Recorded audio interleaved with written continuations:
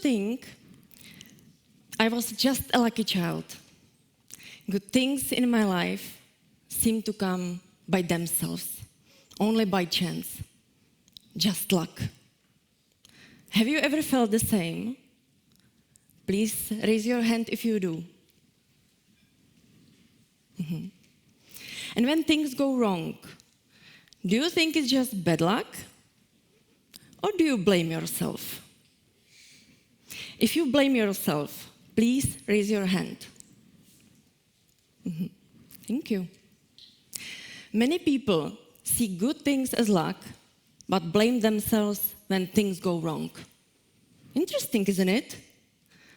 And that was me too, until I realized something important. I wasn't giving myself credit. The good things didn't come only from luck. They came from my effort and from my courage.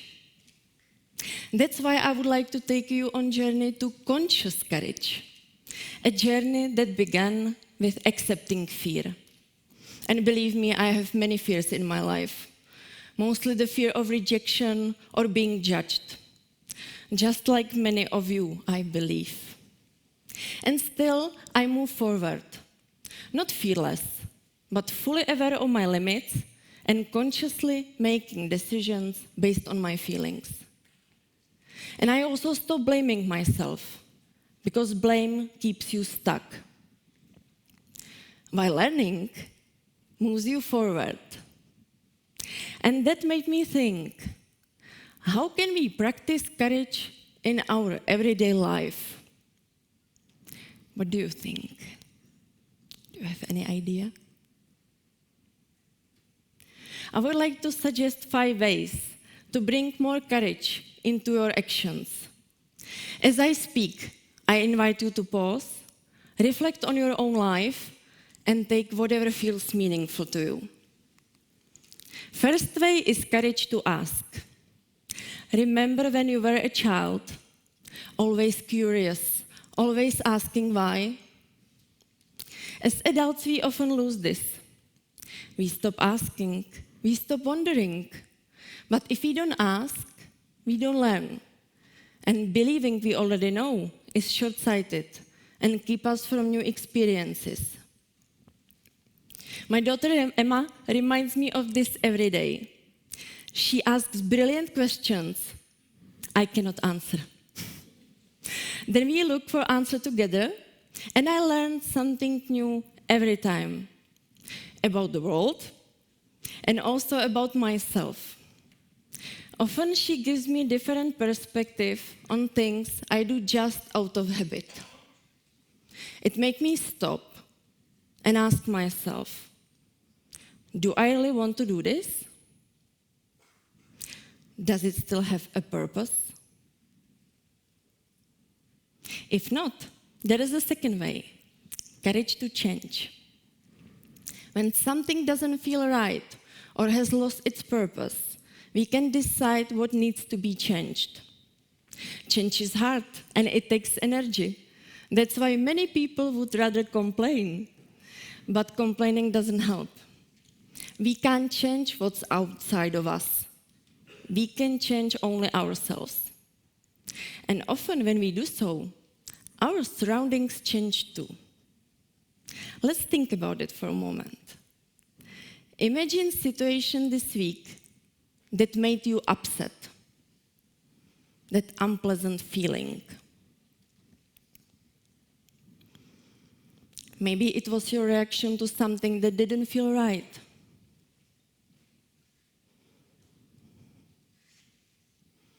Now picture the situation again, but this time imagine responding differently.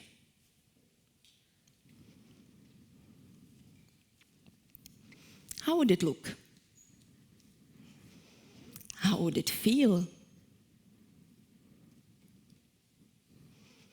We have more power than we think to change our lives, and with that, the world around us. The third one is courage to feel. My therapist once told me, when you feel like crying, let the tears out.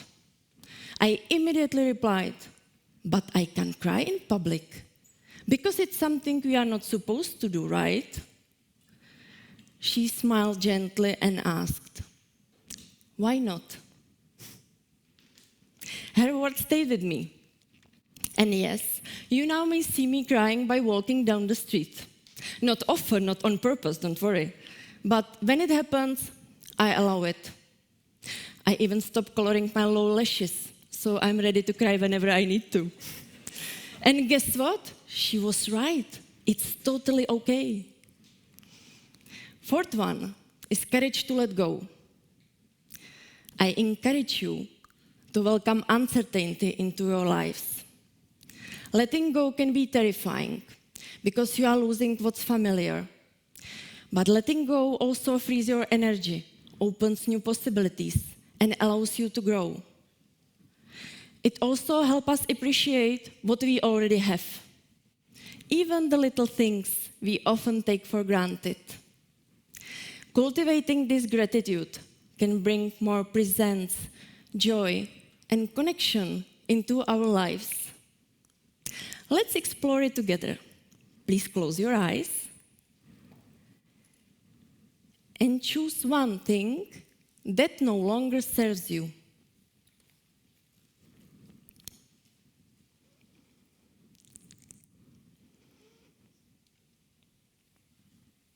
And decide from today on to let it go.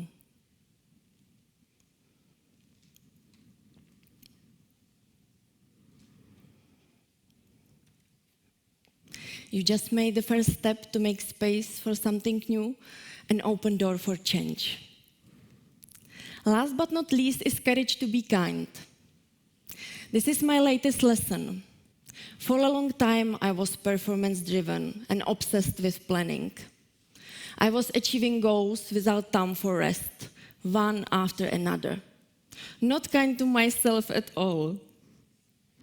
Do you ever chase achievement so hard that you lose connection with yourself?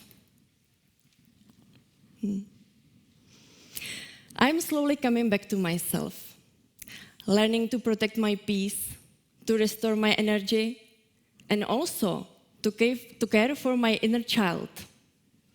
In the past, when little Zuzanka was scared, I pushed her away. I didn't want to be disturbed by her fear and sadness. Today, I take her hand and say, "Don't worry, Susie, I'm here. We will manage this together." And that feeling of kindness and acceptance is powerful. And it's also a huge relief, because you can rely on yourself and still be gentle. And I would recommend it to everyone. Talk kindly to yourself. I just shared with you 5 ways to practice courage. But to act with courage, we must first choose courage. And that choice needs mindfulness. Because only when we are present, we can see, was it luck or was it courage?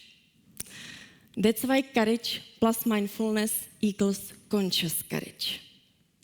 Being present, mindful, and kind is the perfect combination that allows us to act with courage. But it's hard sometimes because we are often in a rush. And that's when our breath can help us. It brings us fully into present because it's happening right now, in this moment. So whenever you need to reconnect with yourself, just focus on your breathing. Let's try it together. Just notice what happens naturally. Inhale. Exhale. Observe the movement of your body and follow where the breath goes.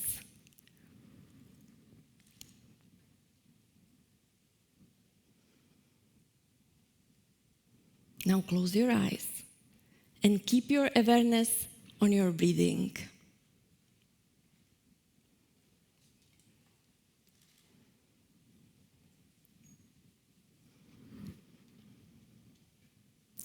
Go to a place you like, where you feel safe and free.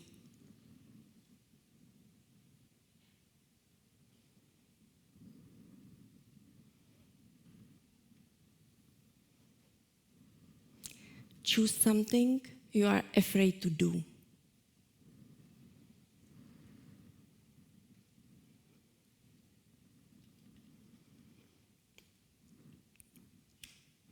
And now allow yourself to act. Rely on your breath when fear moves through your body and act despite it.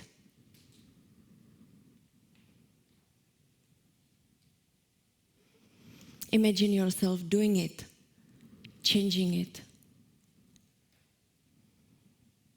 You are strong enough to do it.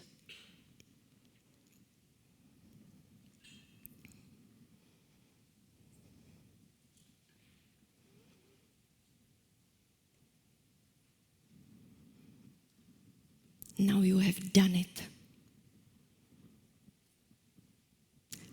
Focus on the result you have achieved and stay with that feeling.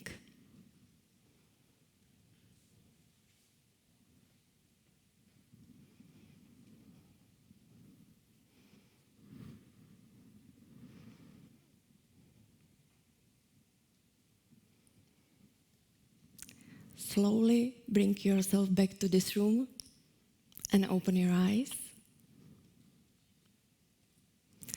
I am sharing this with you today because I believe it can help you reconnect with your inner courage.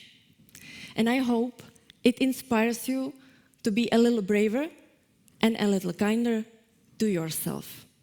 Thank you.